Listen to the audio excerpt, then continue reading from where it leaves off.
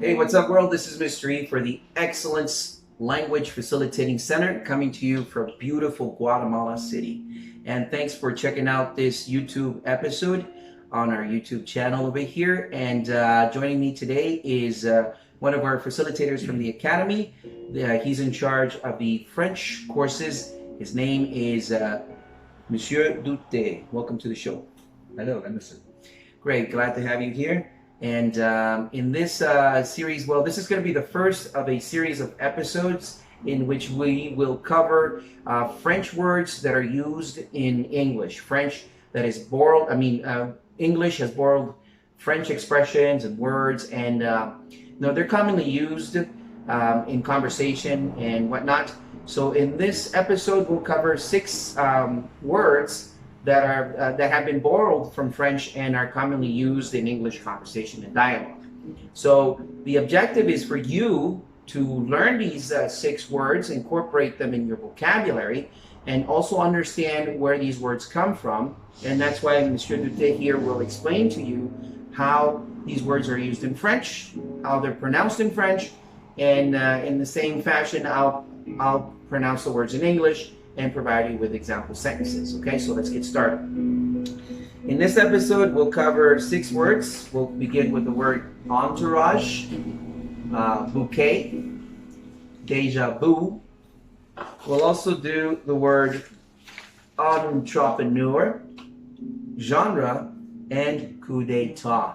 Now, right off the bat, you've heard that the pronunciation of the word might have something similar to French, but not entirely, okay? So let's begin. We'll start with the first word, which is the word on our list. It'll be the word entourage.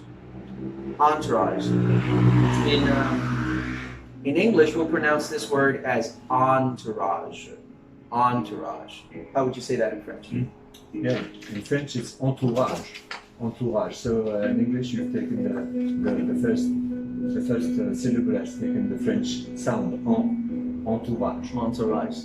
Yeah, that's pretty neat.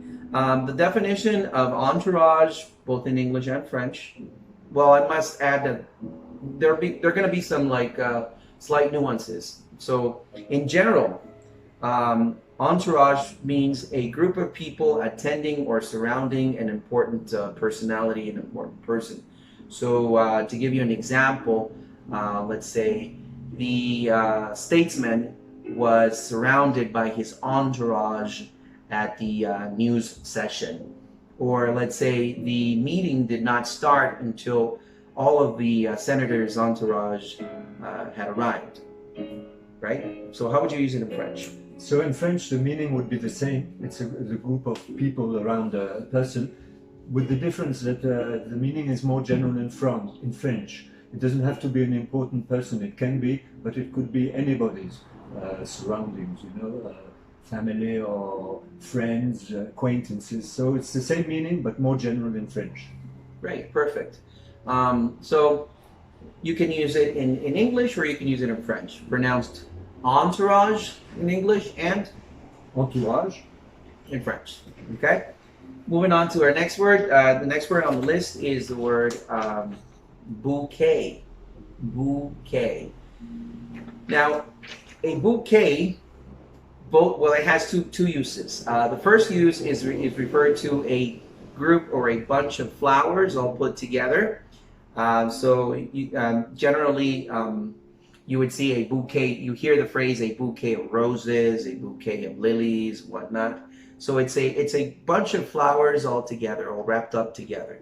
The second use of bouquet would be to refer to a distinctive or particular scent, generally used for, let's say, wine, or let's say perfume or whatnot. So I might add, let's say, to give you an example, the distinct bouquet of my morning coffee wakes me up. So bouquet, pronounced in English, how would it be pronounced in French? Bouquet. Bouquet. So it's basically the same, very like. Very alike, bouquet.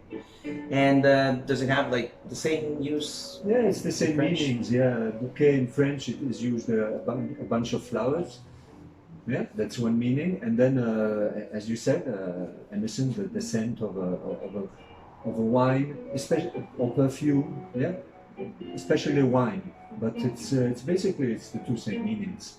Okay, so in English, pronounced bouquet. French, Bouquet. bouquet. Let's see. Très bien. Okay, so what is it? Donc, je suis. Let's Donc, carry on. Donc, continuons. Donc, continuons. All right, let's Continuons. carry on. Next, we have this. I'm pretty sure you've seen this word around, and probably you've used it a lot. Which probably this word would be one of the most popular words that we have today, which is the phrase déjà vu. Déjà vu. A déjà vu, definition of a déjà vu is the feeling that you have been in a particular situation before. You got a sense or feeling that you've seen this before, you lived this before, in a sense. So I might add that perhaps you walk into a room and you say, this is like a déjà vu. I think I've been here before. I get the sense that I've been here before. I've lived this before, right? So in English, it's pronounced déjà vu, and in French, déjà vu. Déjà vu. So it's the same, very alike, but vu is different. It's a French sound which you don't have in English. So that's it. Déjà vu. right? So the beginning is the same, right? The meaning, yeah, the meaning is the same. The meaning too. Déjà vu. Déjà vu. Déjà vu. Great. So that would be the word déjà vu. And next on the list is one of my favorite words. It's the word entrepreneur. Entrepreneur. Now, you know and I know that an entrepreneur is a person who takes risks in starting a new business, in starting a new idea, putting forth a new idea and taking a risk behind it. So to give you an example, Steve Jobs was considered to be one of the greatest entrepreneurs of all time. So, entrepreneur, how is that pronounced in French? Yeah, so in French you say entrepreneur. Entrepreneur. Entrepreneur. Entrepreneur. So it's interesting the meaning. In French, the word has the meaning that Emerson said, which means a businessman. A businessman. But there's another meaning. It means more specifically, and it's been used a lot like this. It's a contractor in the building sector, in the building industry. And this is something interesting because the English or the American use of the word has been sort of had been at a second in the background in French, but it sort of had a revival because of the American use. So it's more used today in French in the American sense because of the influence of the use of the word in English. So it's a French word that was adopted into English and it returned to us, to France, with a slightly different meaning, or it revived a meaning which in France had been sort of forgotten or was in disuse. So back and forth between English and French, which is interesting. Great, thanks for the note on that. Okay, and so in English it's pronounced, the word is entrepreneur, and in French, Entrepreneur. There you go. Next on our list is the word genre. Genre. Now, a genre is a category, a certain type of category or style or things that belong to the same, let's say, subject matter. Let's say, for instance, to give you a sentence, I like to read books. I like to read the sci-fi genre, the horror genre of Stephen King and whatnot. So genre in English is basically a type or kind. So let's find out how it's pronounced in French. Genre. Yeah, in French it's pronounced genre. Genre. Genre. And the meaning is like in English, it has this meaning. You talked about un genre littéraire, which would be, for example, novels or poetry. That's un genre littéraire. But it also has a more general meaning. Genre in French is a type, sort, and you can use it in all sorts of contexts. So the meaning is the same as in English, but let's say wider and more general in French. Right, in just one syllable. Genre, one Genre. syllable, yes. Genre. Genre. And how would you say, let's say sci-fi genre? Yeah, la science-fiction est un genre littéraire. Nice, nice. Genre. I like that. Good. So let's move on to our last word for this episode, and this one is very, very cool. The word is coup d'état. Coup d'état. Pronounced, of course, in English. A coup d'état is generally a military movement which is designed to remove a government, but through a military force. Let's say Napoleon Bonaparte staged a coup to become the consul of France. Well, the first consul of France, he called himself, which was a sort of dictator. And then a few years later, he moved to becoming the emperor of France. He was an admirer of ancient Rome, so he adopted the Roman words and style. And so a few years after becoming the first consul of France, he was crowned. He had himself crowned the emperor of France. Yeah, there are the examples of coup d'état. The meaning is the same as in English. Coup is the French word for golpe. You know, in Spanish, it's golpe de estado. It's a literal translation. So it's basically the same in French as in English. Le coup d'état. The coup d'état.